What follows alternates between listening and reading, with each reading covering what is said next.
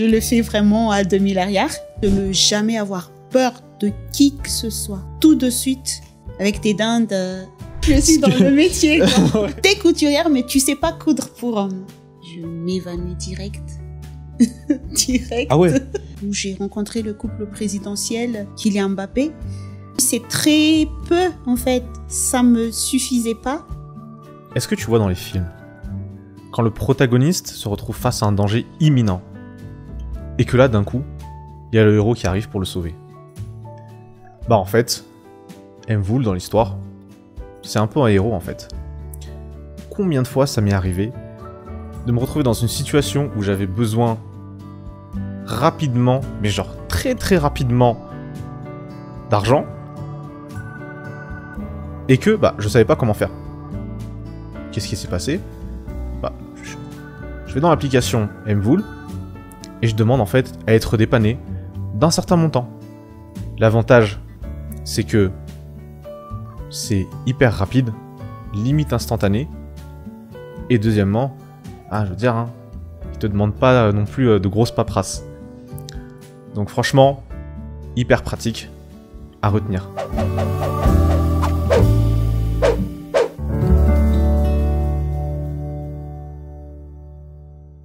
Aujourd'hui, dans Storytime, je suis super heureux d'accueillir Kelly. Bonjour et bienvenue parmi nous. Bonjour et merci de l'invitation.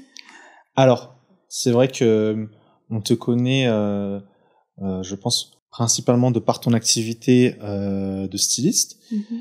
Mais peut-être pour commencer, je te laisse te présenter un petit peu à ta manière, pour qu'on puisse déjà un petit peu mieux savoir qui tu es, et puis ensuite on rentrera dans le vif du sujet petit à petit. Je suis styliste et conseillère en image. Je pense que c'est le conseil en image que à Madagascar ça n'existe pas encore, donc je suis la première à faire ce métier. C'est un métier fascinant. Après, à part le fait que je suis styliste, je coach des jeunes filles mineures qui sont un peu rejetées de la société. Donc je vais dans des centres pour donner vraiment pour leur apprendre à vivre et la réinsertion professionnelle après et sociale. J'ai 4 marques de vêtements, dont Bogas Madagascar, Curvy Chic Fashion, Tazi et Baby Boss. Ça fait pas mal de marques quand même, hein. Peut-être est-ce que tu peux nous dire c'est quoi un petit peu la différence d'abord entre ces 4 marques-là? Ouais. Alors Bogas c'est spécialisé sur tout ce qui est costume sur mesure. Après, tout ce qui est tenue de cérémonie. Et c'est vraiment pour les VIP. C'est dans ce cadre-là que je l'ai vraiment mis. Après, Tazi, c'est pour les adolescents, les lycéens. Et Curvy Chic Fashion, c'est pour les femmes rondes. Et Baby Boss, c'est pour les enfants. D'accord. Voilà. Ok. Aujourd'hui, tu penses, parmi tes activités, ces 4 marques-là, c'est laquelle, pour l'instant, on va dire, qui, d'un point de vue commercial, qui génère le plus entre les 4? Baby Boss et Bogas Madagascar, en fait. Ah ouais, hein? Oui. Ouais, c'est vrai que les bébés aussi, quand on est parents, généralement, on ne compte plus pour les enfants, voilà, du coup. Tout à fait. Ok. Oui. Alors, avant qu'on revienne sur ton parcours, sur tout ce que tu as pu faire depuis, je voulais te demander, toi, dans quel contexte tu as grandi? Ça a été comment ton enfance et ton adolescence, c'était comment? Alors moi, je suis née dans une famille monoparentale, mère célibataire. Donc j'ai été élevée entre ma mère, mes grands-parents maternels. J'étais la première petite enfant, donc j'étais très très gâtée. Mais j'ai eu une éducation très sévère parce que il faut que je sois un modèle pour les autres. Donc voilà, mais je suis une enfant unique, donc j'étais un peu maître de moi-même et obligée d'être adulte avant l'âge. Le fait justement d'être enfant unique, est-ce que toi, du coup, tu penses ça a eu un impact sur ta vie dans le sens où tu es entouré de personnes généralement plus grandes que toi, donc ta maman, tes grands-parents, mais étant donné que tu étais la seule enfant, est-ce que tu penses que ça aussi ça a contribué à accélérer le fait que tu aies à à grandir plus vite, on va dire, que la moyenne. Oui, tout à fait, puisque jusqu'à l'âge de 8 ans, j'étais vraiment la seule enfant dans la famille et je voyais que je dirais même des vieilles personnes et pas que des grandes personnes. Donc ça a stimulé beaucoup mon intelligence à ne pas jouer avec les enfants, plutôt à discuter avec des gens, des grandes personnes. Et je pense que je n'ai pas vraiment eu d'enfance parce que j'étais plutôt entre les mots croisés, les mots fléchés et tout, que d'aller jouer dehors. Voilà. Ok. Et est-ce que quelque part tu sens que t'es passé un peu à côté de quelque chose quand même ou pas? Quand je regarde la génération actuelle, non. Non. Mais quand je regarde la même génération, je trouve que j'ai pas passé beaucoup de temps dans ma jeunesse ni dans mon enfance. Mais je n'ai pas vraiment regretté non plus parce que j'ai appris très très vite. À 17 ans, j'ai appris à entreprendre. Donc, Et justement, tu entreprends très jeune. Est-ce que à ce moment-là, tu suis des études en parallèle ou est-ce que tu es directement à fond sur ta marque?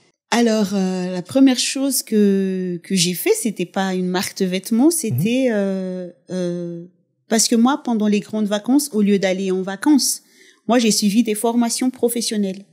Donc, j'ai suivi l'art culinaire, après le coiffure et l'esthétique. Donc, ma première boîte était salon de bien-être.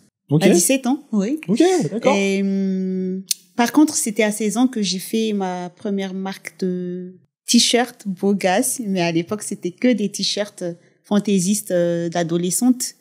Mais j'y reviendrai plus tard. Donc, c'était des salons de coiffure. J'avais 3 salons de bien-être et de coiffure. Après, j'ai tâté autre chose en faisant des agences de voyage pour des locations de voitures. J'ai travaillé avec QMM à l'époque pour leur faire des locations de voitures. Attends. Mais t'avais quel âge à ce moment-là? J'avais 22 ans. Ah ouais.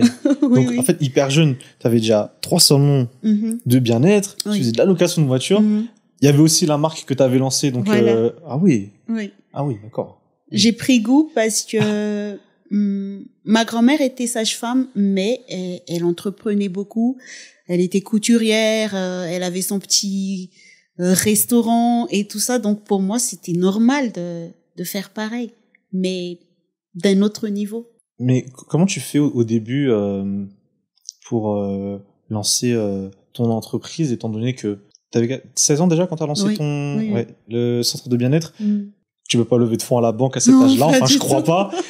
Du coup, comment tu fais pour te lancer concrètement, tu vois? Alors, quand j'ai fini mes études chez IPAC, j'étais majeure de promotion, donc j'ai eu les petites affaires, un séchoir, tout ce qui est pour la coiffure. Donc, je faisais des porte-à-porte chez les gens pour les coiffer et pour leur faire des soins de visage. Donc, j'ai mis de côté et puis un jour, j'ai pu acheter une lave-tête et tout le tralala, donc je l'ai fait. Sérieux? Oui. Attends, mais genre, donc, comme ça, tu vas chez les gens que tu connais pas et tu toc-toc, tu dis, ouais, je me vends. Oui, je me vends vraiment, genre, je peux vous faire du brushing. À l'époque, c'était 2500 arrière. Le brushing. Ok. Donc, je le fais vraiment à 2000 arrière. Parfois, c'est gratuit, hein, mais je veux vraiment que les gens parlent de moi. Et comme j'étais adoptée par ma tante qui est sage-femme et son mari pasteur, donc on avait une sorte de congrégation d'église. Donc je faisais beaucoup de porte-à-porte chez les gens de l'église afin que ça fasse de bouche à l'oreille. Donc je faisais gratuitement presque pour tout le monde pour pouvoir parler de moi. Et voilà. Je me suis fait de cette façon. Ouais, c'est fou. Excuse-moi, je reviens juste, parce que peut-être, je sais pas si j'ai bien compris. Tu dis que tu as donc été adopté par ton tonton et ta tata. Oui. Ok, d'accord. Est-ce que, quand toi, tu commences à entreprendre, tu vois un petit peu comment ça fonctionne et tout ça, c'est quoi, selon toi, la qualité que toi, tu avais, qui faisait que toi, tu arrivais, on va dire, à te développer peut-être plus vite, ou en tout cas mieux que les autres jeunes entrepreneurs? L'audace, c'est quelque chose, je pense, c'est inné en moi, parce que on m'a appris de ne jamais avoir peur de qui que ce soit, sauf Dieu. Donc, de cette façon, tant que je ne vole pas, que je ne blesse pas quelqu'un, ben, pour moi, c'est OK. Et c'est mon droit. C'est mon droit d'avoir confiance en moi. Wow. Oui. C'est vrai que c'est facile à dire, généralement, quand on demande des conseils, les gens disent, non, de toute façon, n'aie pas peur de demander parce que le pire qui puisse t'arriver, c'est qu'on te dise non. Mm-hmm. Mais c'est vrai que dans la pratique, c'est quand même un peu plus difficile parce que l'être humain, je pense, à la base, n'est pas très confortable avec ce rejet, on va dire. Ouais. Voilà, c'est ça. Mm-hmm. Mais toi, en fait, toi, tu as maîtrisé le truc hyper jeune. Voilà. En fait, la façon dont mes grands-parents m'avaient élevé était surhumain, je veux dire. Surhumain dans le sens où, quand je fais une bêtise, je dois réparer ça tout de suite. Oh. Et ne pas demander pardon si j'ai pas compris l'erreur. Donc, je dois chercher quelle était mon erreur et demander pardon après. Et ça te donne beaucoup plus de responsabilité qu'un enfant qui se fait frapper ou qui se met au coin. Parce que tu es là, tu vas vraiment chercher ce qui ne va pas et de ne plus le refaire. La chose la plus difficile à faire au monde pour un être humain, c'est de s'aimer soi-même. C'est la plus difficile pour un être humain, c'est de s'aimer soi-même. Pourtant, c'est la clé de la réussite. Alors moi, on m'a vraiment donné tous les moyens pour m'aimer moi-même parce que j'étais un enfant unique et j'étais bien entourée des parents, des tantes, des oncles et tout. Donc, pour moi, l'amour, c'est le en fait, l'amour, c'est le moteur qui te donne tous les potentiels. Quand tu t'es lancé dans l'entrepreneuriat, c'était quoi justement la motivation? Ta motivation, toi, perso, est-ce que c'est parce que c'était un besoin vital qu'il fallait pour pouvoir vivre ou tu voulais prouver quelque chose à quelqu'un, peut-être? Non. En fait, malgré le fait que j'étais dans une famille bien entourée, il y avait un moment où moi et ma mère, on a quitté toute la famille et parti vivre ici à Tana, où on pensait que peut-être ma mère pensait que c'était toute rose, mais en fait non.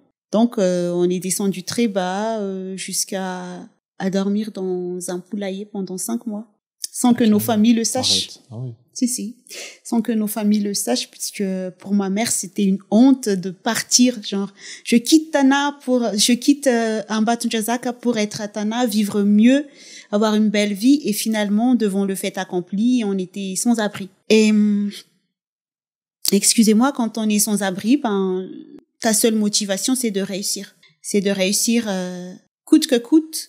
Mais comme j'ai la bonne base, c'est d'être honnête. Donc pour moi, c'était obligatoire d'aller trouver. J'ai commencé par prendre les sakou à mangue à Nusibé et les mettre en vinaigrette et les vendre. Après, ça c'était à l'école. J'y vais à l'école, je vendais ça avec mes camarades et tout. Mm-hmm. Mais pour te dire que pour moi, chercher de l'argent, c'est vital dans un sens où je veux plus replonger dans le poulailler. C'était ça. Ouais. Et jusqu'à aujourd'hui, est-ce que toi, c'est quelque chose que tu fuis? T'as toujours cette image du poulailler que t'essayes, on va dire, de fuir, ou est-ce que c'est bon, t'y penses plus trop? Je pense que ça me suivra toute la vie parce que quand tu vis avec tes dindes, vraiment, et que c'est une petite case sans toi où il pleuvait, que ta mère doit dormir sur toi pour te protéger de la pluie, ça te suit jusqu'à la vie. Mais à la mort aussi, mais pour moi, maintenant, ce n'est plus l'image que j'ai parce que je me suis reconstruite et je remercie l'univers qui m'a tellement jeté à terre parce que sans ça, je serais pas là aujourd'hui. Donc, je n'ai aucune haine, je n'ai aucun remords, je n'ai que de la gratitude. Ok, le chemin parcouru, hein, franchement. Alors, pour revenir un petit peu sur ta marque Bogas, on va dire, qui je pense que c'est la plus connue. Voilà, c'est celle qui, je pense, t'a fait connaître au grand public, celle qui a le plus de notoriété pour l'instant. C'était quoi l'idée derrière, déjà, peut-être pourquoi ce nom? Et bon, alors tu disais au début que tu faisais des t-shirts. Oui. C'est quoi aussi la petite histoire derrière? Alors, à l'âge de 16 ans, j'avais une maladie de rein très grave. Mes camarades de classe voulaient aider mes grands-parents et ma mère à acheter des médicaments. Du coup, ils ont dit, tiens, on va faire des t-shirts pour vendre. Mais il faut que ce soit toi-même qui donne le nom du t-shirt puisque, voilà, c'est quelque chose pour toi, donc on n'a aucune idée. Pendant 2 jours de nuit, je griffonnais puisque je vais pas à l'école. J'étais alitée pendant 8 mois. Donc, je griffonnais sur un cahier le nom. Et je suis très patriote depuis toute petite. Ça aussi, on l'a dans la famille. C'est vraiment l'amour de Madagascar, l'amour de notre pays. Donc, moi, mon rêve, c'était toujours d'être styliste. Moi, j'ai pas rêvé d'être avocate ni hôtesse de l'air. Je voulais être styliste des stars. C'était mon grand rêve. Et surtout, emmener le Vita Malagas vraiment au sommet, quoi. Genre, même Link, Dior et Yves Saint Laurent et tout. Donc, pour moi, Beau Malagas, c'était, voilà, quoi. C'était vraiment la marque. Beau Malagas, j'ai montré à mes grands-parents. Ma grand-mère me dit, c'est trop long, ça parle pas, ça pas de... Il y a pas le dégaine dedans, il y a pas de force. Beau Malagas, ça sonne pas. Du coup, le deuxième nuit, finalement, j'ai dit beau gas, mais avec un trait. Et c'est mon grand-père qui a dit enlève le trait, fais beau gas tout court. Et voilà, on a fait des t-shirts, on a vendu 60 t-shirts. En quelque sorte, ça m'a sauvée puisque ça nous a aidé à acheter beaucoup de médicaments. Et le chapeau à l'époque, c'était pas encore le chapeau de mon grand-père sur le logo, c'était juste Bogas. Et le roux va dans le haut, le palais de la reine. Mais avec le temps, on a peaufiné et je voulais immortaliser mon grand-père. C'était le seul homme qui était dans ma vie à l'époque. Et voilà, c'était un paysan, un agriculteur de riz qui portait tout le temps un chapeau en paille et avec une veste, une paire de sandales pour aller à la rizière. Il était tout le temps habillé en veste. Ça, je n'ai jamais compris. Okay. Mais ça m'a marqué dans toute ma vie. Ça m'a vraiment marqué qu'un paysan avec une veste en tweed, il avait beaucoup de vestes qu'il achète en seconde main en friperie. Et pour moi, c'était the man, l'homme avec un grand H en fait. Donc voilà. Wow. Okay. Et Bogas parce que beau c'est le beau en français et Malagas ça devrait être notre ADN. Bogas devrait être l'ADN de tous les Malgaches. C'est pas juste une marque pour moi. Ouais. D'accord. Alors on a un concept si tu veux qui s'appelle Fast Check. Ok. En fait en gros je te donne le choix entre 2 choses et tu choisis en fait ce que toi tu préfères. Ok.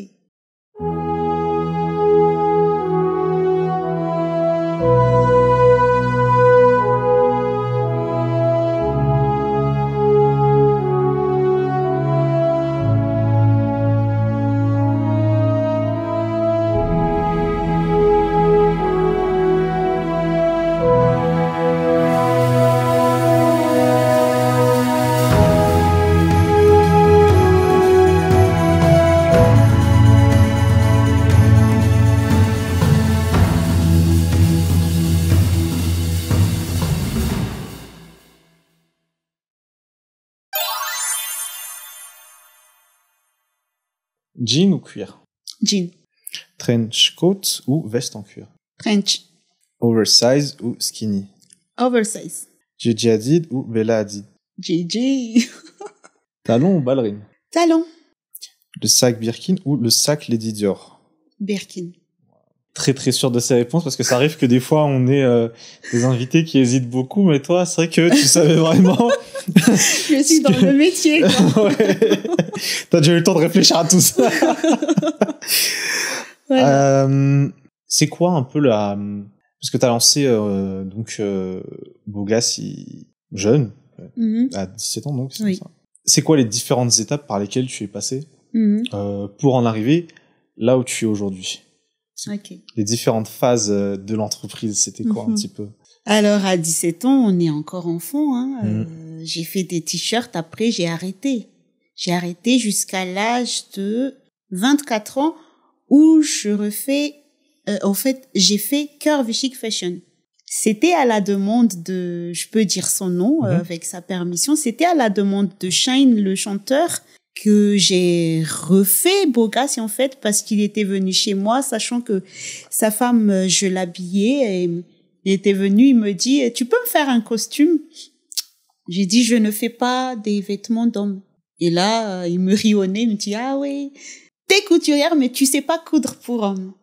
Et ça, c'est devenu un moteur pour moi. C'était le challenge de ma vie. Parce qu'il m'avait dit, si tu arrives à me faire un ensemble costume, je change catégoriquement de garde-robe. Et pour moi, je voulais tellement me prouver à moi-même que oui, je suis pas encore complètement couturière si je sais pas faire pour hommes. Donc, le soir, c'était tuto YouTube et puis voilà. Arrête. Sur YouTube, du coup, que tu peaufines un peu, du coup, la technique. Wow, okay. Donc, j'achetais des vestes en friperie. Je défais. Ouais. Et le soir, je remets, je copie et tout. Et j'ai fini la veste et le pantalon et je lui ai donné. Il était genre, voilà. Ça a commencé comme ça. Wow. Du coup, il m'a dit, fais-moi ceci, fais-moi cela. Et j'obéis, mais avec une ambition au fond de moi que il faut que ce soit pas juste des vêtements, il faut que ce soit une attitude, en fait. Donc, pendant un an, j'habillais Shine sans vendre encore parce que entre lui et moi, on avait ce deal que si on arrive à atteindre vraiment beaucoup de gens, on va vendre le costume. Sinon, ça va être juste ses costumes à lui.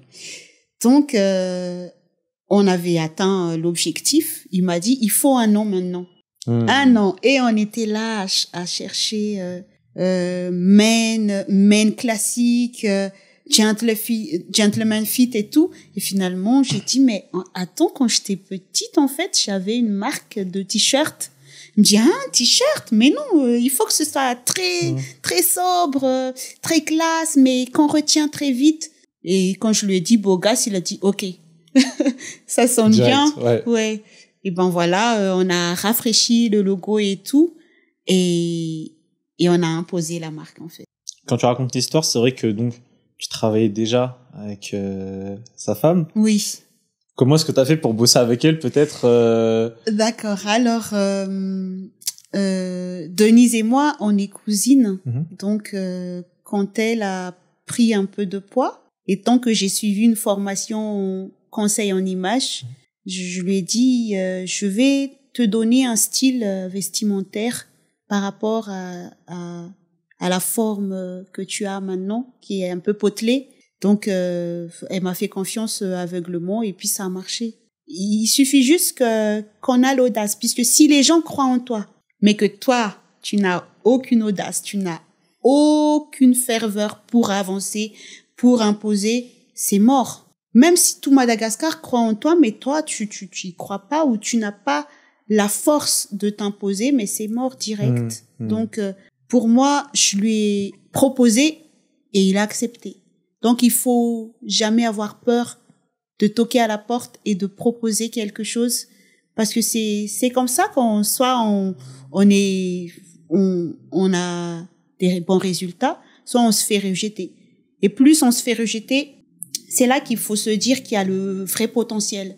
C'est quand les gens te disent ça marche pas, c'est trop osé, c'est trop ambitieux, c'est là que tu dois tout essayer de tes propres forces. Parce que c'est là le potentiel, c'est quand les gens ne croient pas du tout. Wow. Comme quand je voulais faire le premier basket Vita Malagasy en véritable cuir, personne n'a cru. Tout le monde rigolait en disant mais non, c'est pas possible et tout, mais on l'a fait et voilà. Je peux dire que moi et mon équipe, c'est la première marque à fait des baskets Vita Malagasy fait main dans notre atelier et j'en suis fière parce que j'ai pas écouté qui que ce soit. Dans l'entrepreneuriat, il faut être têtu mais dans le bon sens. Être têtu, tu écoutes tout le monde. Tu prends ce qui t'appartient. Tu prends ce qui est bon pour toi et tu réajustes, tu peaufines pour que ça devrait être ta valeur. Et il faut pas s'attarder aux échecs. Justement, peut-être en parlant d'échecs, est-ce que toi tu en as déjà connu? Parce que c'est vrai qu'aujourd'hui on te connaît, on voit que tu as réussi à te faire une place parce que tu es connu et reconnu dans ton domaine. Mais avant d'en arriver là, est-ce que toi tu as déjà connu des échecs? Professionnellement, non, Dieu merci. Personnellement, j'ai eu beaucoup d'échecs dans ma vie, mais bon, ça m'a propulsé encore plus dans le professionnalisme. Quand tu es très seul, soit tu ne fais plus rien, soit tu fais tout. Moi, j'étais tombée dans la dépression 2 fois parce que en une année, j'ai perdu ma fille, ma mère, mon père adoptif, j'ai divorcé et c'était dans ma dépression que j'étais la plus créative. Donc ça s'est passé il y a 5 ans. Voilà, c'est là que Bogas et le rafraîchissement est né et je pense que c'est dans le malheur qu'il faut trouver la lumière. Sinon, on le trouve pas, parce que dans le bonheur, c'est déjà la lumière. Mais si dans le malheur, tu trouves pas la lumière, ben c'est foutu. Donc, il faut vraiment aller au fond de soi. Si les portes ne s'ouvrent pas pour toi, si tu déposes des CV un peu partout, mais que t'es jamais appelé, va au fond de toi. Un voyage au fond de toi et questionne-toi, est-ce que tu as des talents? Peut-être que tu as des talents. Et il faut canaliser ta force sur tes talents et entreprendre. C'est facile à dire, mais il faut commencer. Moi, j'ai commencé avec 60 000 arrière. C'était de l'argent un peu partout. Je vendais des petits trucs un peu partout et je faisais des porte-à-porte et tout, mais faut jamais avoir honte ni peur des gens. La seule personne à qui tu devrais avoir peur, c'est toi-même, en fait. Parce que quand on fait pas attention à soi, on est perdu. Quand tu passes par cette année noire, une année noire, voilà, oui. C'est sûrement le. Comment quand tu dis que tu vas chercher au fond de toi, c'est concrètement ça se passe comment? Tu fais de la méditation, c'est au travers de la prière? Est-ce qu'il y a une rencontre peut-être qui on va dire te chamboule et te permet de reprendre un peu espoir? Alors c'était beaucoup de prières. Parce que j'étais née dans une famille très chrétienne, des parents adoptifs, pasteurs et tout. Donc, c'était dans la prière où j'ai découvert l'histoire de Job. Job a tout perdu. Il s'est vraiment accroché à Dieu. Puis je me suis dit, c'est pas la moitié que ce que Job a vécu, ce que j'ai vécu, donc faut que je m'accroche. Et je commençais à travailler sur moi, à me dire que je ne suis pas finie en fait. Parce que la société où on vit nous donne une image d'une personne finie quand tu perds tout. Et moi, j'ai tout perdu en 1 an. C'est difficile à croire, mais c'était dans cet enfer que j'ai pu me ressourcer. Parce que soit tu te bats avec tes propres démons, soit tu les accompagnes. C'est tout. Wow. Oui. Okay. Alors, c'est vrai que, on va dire, parmi les personnalités que tu as pu accompagner, donc Shiny Nice, ils étaient là, on va dire, dès le début, dès le départ. Enfin, tout à fait. Ils sont limite même l'origine, du coup, tout à fait. de la marque. Je pense qu'on a tous vu ce jour sur les réseaux. On voit Kylian Mbappé, donc le grand joueur de foot qu'il est, a été habillé, du coup, par une marque Vita Malagas. C'est quoi la story derrière? Parce que honnêtement, à l'époque, je me suis demandé, mais donc c'est quoi en fait? On lui envoie un costume par DHL et puis il reçoit et puis il se dit tiens, pourquoi pas, je vais le mettre, tu vois. Comment ça se passe un peu tout ça? Wow, ça c'est la plus belle des histoires. On dirait, j'étais presque dans le déni parce que en fait, une tante à moi est mariée à un étranger qui les connaît très bien, qui sont voisins de palier du parent du footballeur. Et à l'époque, en 2019, moi, j'étais très euphorique à l'idée d'habiller les Baria. J'étais très fière et j'envoie des photos dans le groupe familial. Ah oui, j'ai rencontré les Baria et tout. Et mon oncle, là, me stoppait net et me dit, mais t'as un esprit petit. Faut voir très loin avec ton talent. Pourquoi ne pas voir ailleurs? Et j'étais choquée parce que c'était la seule personne qui me félicitait pas. J'ai dit, ouais, il est envieux, il veut pas que je réussisse et tout. Je lui ai dit, je ne comprends pas ce que tu dis, tonton, mais bon, c'est ton avis. Bref, ça a resté là. Et ils étaient partis en vacances ici. C'était au tout début de Bogas, Et là, ma tante, parce que je parlais plus à mon oncle après ça. Ah oui, je l'ignorais carrément. Lui, il m'apporte que des trucs négatifs, là. Donc, c'est ma tante, la sœur à ma mère qui me dit, écoute, ton oncle a une idée, tu peux faire 3 costumes qu'on ramène chez nous et on va présenter à des gens et puis on verra si on te trouve des marchés à l'international et tout. J'ai dit, vous achèterez? Elle me dit non, il faut offrir parce que tu vois, pour commencer, il faut être flexible et tout. Et là, j'étais en rang, je dis ouais, vous voulez me voler? Comment ça se fait? Je débute et vous voulez 3 costumes gratuits et tout et tout. Ma mère m'a persuadée de les faire en taille 36, 38 et 40. Donc j'ai obéi. Je l'ai fait à contre-cœur, hein, sincèrement, parce que pour moi, c'était trop demandé. Ok, ils sont partis après la fête des fins d'année, ils ont pris les costumes dans leurs valises, j'avais plus de nouvelles pendant 1 an. Limite, tu pensais plus quoi? Oui, j'ai tout à fait oublié, puisque pour moi, c'était... j'ai dit, waouh, ma propre famille quand même. Ils m'ont chopé 3 costumes comme ça. J'ai commencé à insulter, à dire à ma mère, ouais, c'est une voleuse, ta petite sœur, et tout, et ma mère me dit... tu sais quoi, il y a toujours une raison. Tu n'es pas patiente, sois patiente. Un jour, j'étais invitée sur le plateau de Viva Matinale. Et là, ils stop net l'émission en disant, ils étaient là à me féliciter, je savais pas qu'est-ce qui se passe. Et ben, il y a Tech qui me fait voir le post sur Twitter du logo de Bogas dans le compte de Kylian Mbappé. Donc, pour moi, c'était inouï. Je m'évanouis direct. Ah ouais. Ok. Donc, je t'ai réveillée à l'espace médical à côté, là, à Tanawata-Vente. Et je comprenais pas. Il y a tous les journalistes autour de moi et tout. Je dis, mais qu'est-ce qui se passe? Et puis voilà l'histoire en tout. Je sais pas comment c'est passé de l'autre côté, mais en tout cas, il a bien reçu son costume. Après, j'ai eu... son retour, il a commandé pour son petit frère après ça, donc si. Ah ouais, genre il t'a écrit, t'as dit vas-y, j'en veux un autre. Il a commandé pour son petit frère, je pense que c'était aussi en guise de remerciement et tout, et c'est une histoire que j'arrive pas à croire personnellement, parce que c'est ma conte de fées à moi. Si je te dis que ma signature c'est success. Quand on était avec mes grands-parents, je faisais ma carte d'identité, ils étaient là à dire « Fais un R et un K et un H ». J'ai dit « Non, je vais faire succès ». Mais pourquoi succès?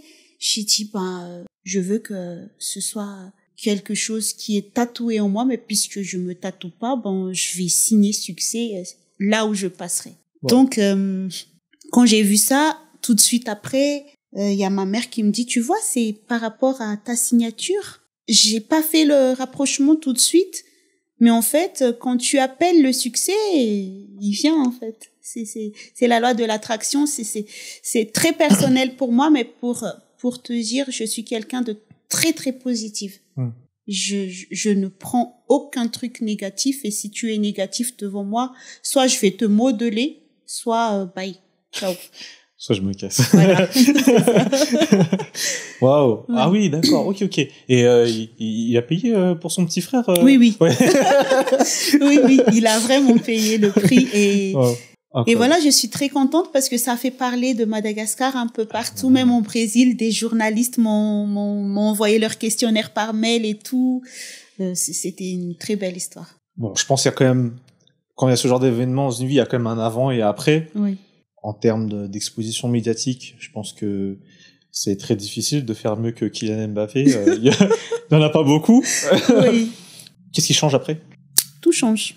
Je pense que c'est vraiment le début, malgré le fait qu'il a été pénalisé par Hugo Boss par rapport à ça, parce que il devrait porter que du Hugo Boss, donc il était pénalisé.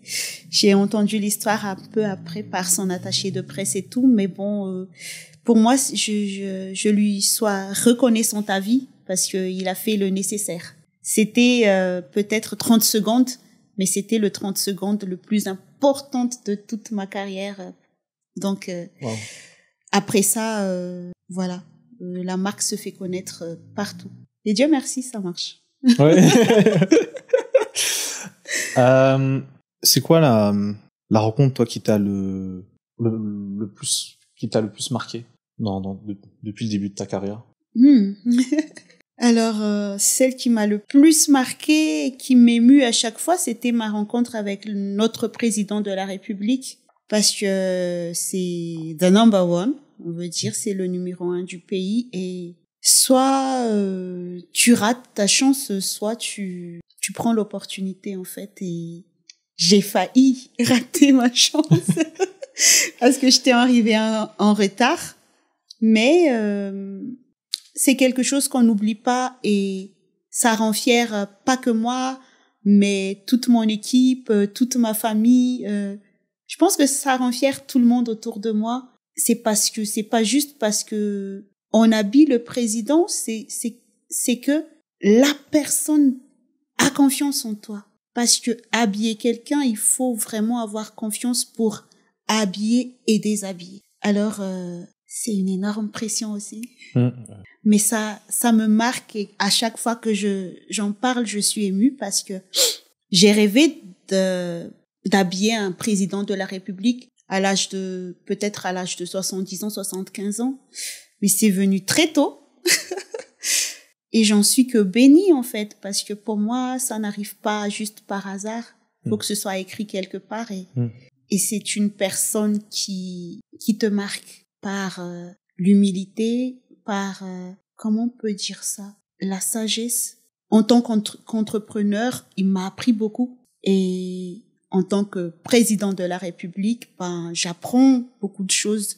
Je trouve que c'est une personne très humble et qui a beaucoup d'amour pour son pays. Après, donner l'image par rapport aux vêtements, c'est toute une autre histoire. Mais c'était un travail d'équipe dont je ne décide pas toute seule. Je propose et puis le président valide et c'était comme ça. Et après, on prend une autre dimension de respect et d'amitié parce que je n'étais pas juste là parce que je sais coudre. J'étais là parce que ça devrait faire partie de mon histoire et de son histoire à lui. Je pense c'est la première personne, c'est le premier dirigeant d'un pays qui consomme vraiment localement en termes de vêtements. J'ai fait mes recherches, je dis pas ça pour jeter des fleurs et tout. Et je trouve que pour moi ça c'est le patriotisme. Et ça devrait être un moteur pour tous les jeunes d'exceller dans ce qu'ils font. Ce n'est pas parce que tu sais coudre, c'est qu'il faut de l'excellence dans ce que tu sais faire. Fais les choses, mais fais-le avec excellence. Sinon, tu seras comme tout le monde. Vous voyez le coq dans le basse-cour, si on a 15 coqs, si l'un il sait plus chanter plus que les autres, il va être plus remarqué. Et c'est comme ça. Dans tout ce qu'on fait, il faut qu'on met nos cœurs et il faut qu'on sorte du lot. Et je pense que ce jour-là, je sortais du lot parmi tout le monde qui était là. Et est-ce que tu peux nous dire comment la rencontre se fait ? Alors après la colloque, on avait déjà une première rencontre le soir même où j'ai rencontré le couple présidentiel où on parlait de la vie et de mon parcours. On parlait pas tout de suite de ses habits ce jour-là. Le couple voulait vraiment me connaître.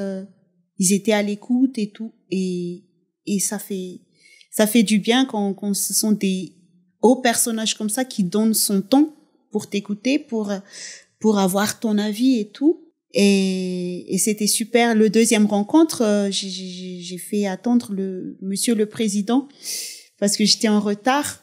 Et ça frustrait tout le monde. Moi, j'étais frustrée aussi, mais j'avais mes raisons. Pour moi, le boulot avant tout. Et notre rendez-vous était à 11h et j'avais déjà un autre rendez-vous à 11h. Donc, j'ai dû reculer le sien parce que le sien arrivait après le vrai rendez-vous. Et je pense qu'il faut avoir beaucoup, beaucoup d'audace, mais aussi d'humilité pour faire attendre un président. Mais je l'ai fait parce que je sais que mon travail, c'est de mettre tout le monde au même rang. Il n'y a pas que parce que c'est quelqu'un de haut placé qu'il est traité autrement. C'est le même prix, c'est le même rang. Une fois qu'on a habillé, qu'on a accompagné les grands de ce pays comme tu l'as fait, c'est quoi la prochaine étape? Oh, alors là, prochaine étape, ça va être... c'est dur parce que j'ai atteint déjà un de mes plus grands rêves, c'est d'habiller le président de la République, d'habiller une grande star, Kylian Mbappé. Mon plus grand rêve là, actuellement, puisque j'ai écrit mon autobiographie, c'est de rencontrer Oprah Winfrey en personne, de lui offrir mon livre et voilà. Oh. C'est pas par rapport au stylisme, mais c'est un de mes plus grands rêves du moment. Et sinon, dans le cadre de mon travail, c'est vraiment d'exceller encore plus et de mettre Madagascar sur le même rang que les grandes marques dans le monde. Ton autobiographie, elle est disponible au grand public ou c'est juste pour toi? Ce serait disponible pour le grand public parce que c'est vraiment mon vécu. Je pense qu'on pourrait quand même tirer quelques leçons de mon histoire, en fait. Wow. Ouais. Dans ton processus d'écriture, tu le fais toi-même ou est-ce que tu racontes à quelqu'un ensuite après qui a arrangé les mots?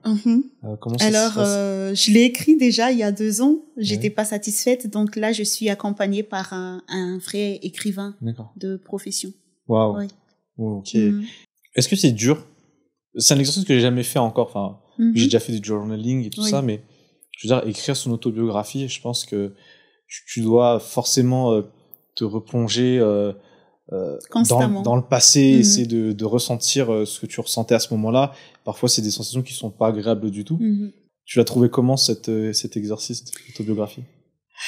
Alors, comme je t'ai dit au début, il faut s'aimer soi-même pour réussir et pour vaincre, en fait.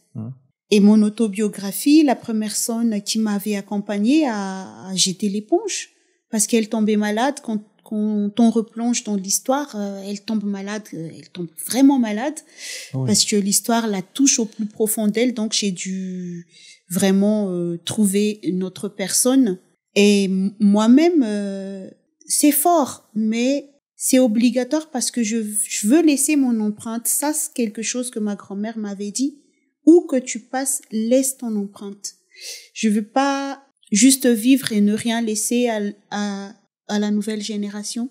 Donc oui, il y a des pleurs, il y a beaucoup de pleurs, beaucoup de mal-être, mais ça passe. Et quand on le raconte et tout, ça passe.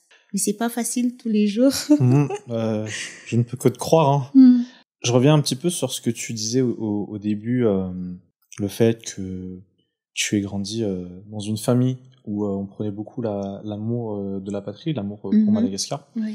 Est-ce que toi, tu penses aujourd'hui que les Malagasy aujourd'hui sont fiers d'être justement Malagasy? Je dirais 30% des Malgaches sont fiers d'être Malgaches. Ouais.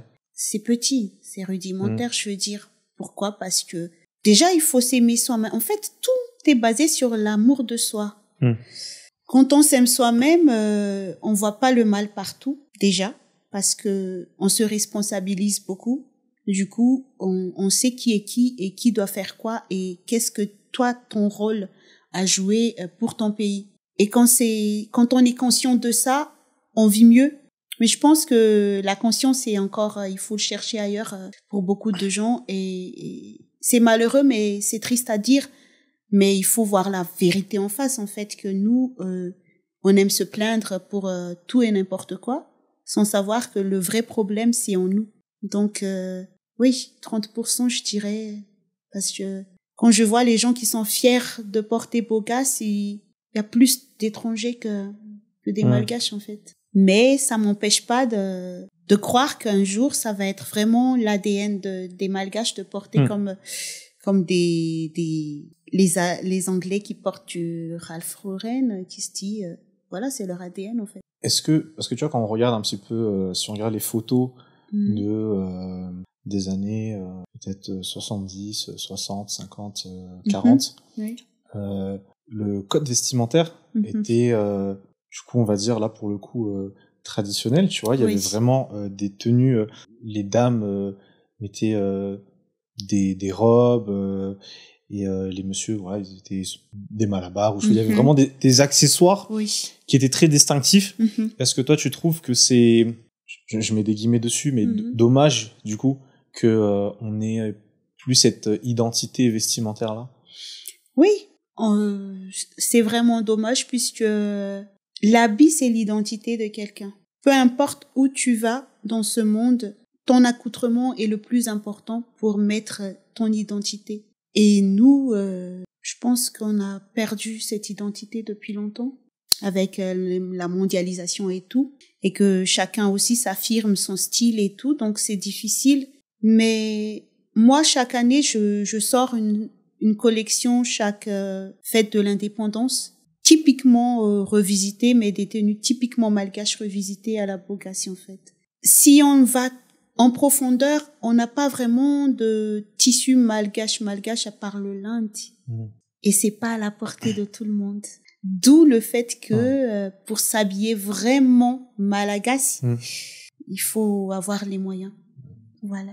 On arrive vers la fin de notre discussion, mais avant ça, je voulais te poser une ou deux dernières petites questions. Est-ce que toi, étant donné que tu as envie de laisser une marque à Madagascar, ou en tout cas de ton passage sur Terre, est-ce que ça te fait peur d'une certaine manière de tomber dans l'oubli? Parce que tu vois, inconsciemment, c'est que je pense que on aimerait tous laisser une marque, tu vois. Tu fais beaucoup d'efforts pour avoir un impact, tu vois.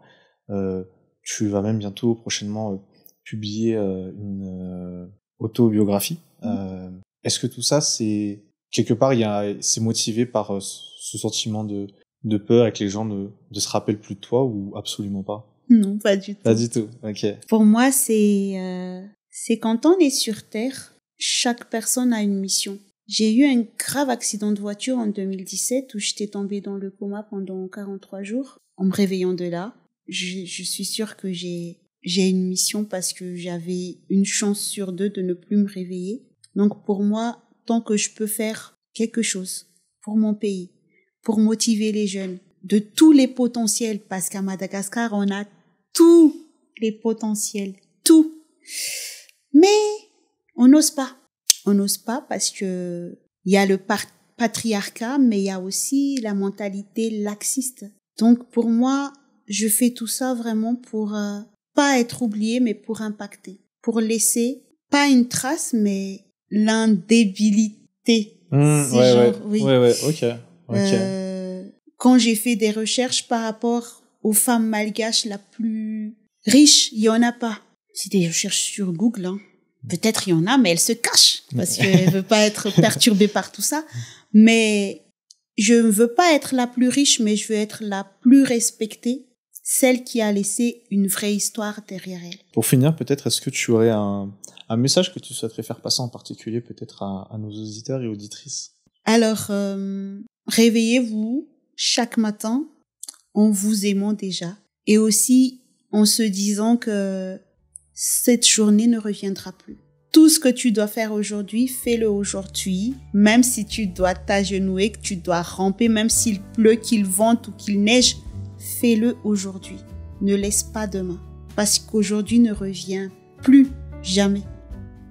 Pour donner suite un petit peu, on en avait parlé avant l'enregistrement, mais toi, t'as une journée qui commence très très tôt, très très tard, du coup, je sais pas c'est quoi le bon terme. Ok, oui, je me réveille à minuit depuis 5 ans déjà. En fait, c'était un déclic du fait que quand je me réveillais à 6 heures, que je finis ma journée à minuit, c'est très peu en fait. Ça me suffisait pas. Du coup, j'étais frustrée qu'il y a des choses que j'arrivais pas à terminer à temps. Et moi qui est hyper perfectionniste, j'ai dû régler mon horloge biologique vraiment et de me réveiller. Ma journée commence à minuit. Tous les jours, du lundi au dimanche, du 1er janvier jusqu'au 31 décembre. Ça, c'est pas commun, ça. Et je fais 30 minutes de sport par jour. Ça aussi, c'est important puisque j'étais très grosse avant. Je pesais 108 kilos pendant ma dépression. Et j'ai élaboré un diète, une marque de produits minceurs et cosmétiques, d'où j'ai perdu 52 kilos en un an, sans faire du sport parce que j'avais la flemme. C'est maintenant que je fais du sport. Et tout ça pour vous dire que quand on a là dedans, quand on veut réussir, Quand notre cerveau nous dit qu'il faut qu'on réussisse, on réussira. T'as pas besoin de qui que ce soit. Il n'y a que toi contre toi tous les jours. Kelly, vraiment merci. Merci pour ton partage, pour cette honnêteté et toute cette valeur que tu nous as apportée pendant cet échange. Je souhaite de pouvoir réaliser tout ton plein potentiel et de réussir tous tes projets, aussi bien perso que professionnels. Merci à toi. Merci à toute ton équipe aussi. Je vous souhaite plein de succès pour les années à venir. Et vive l'entrepreneuriat malgache, puisqu'il faut booster dans ce sens pour que le pays puisse avancer et avoir un retombée économique stable. Yes.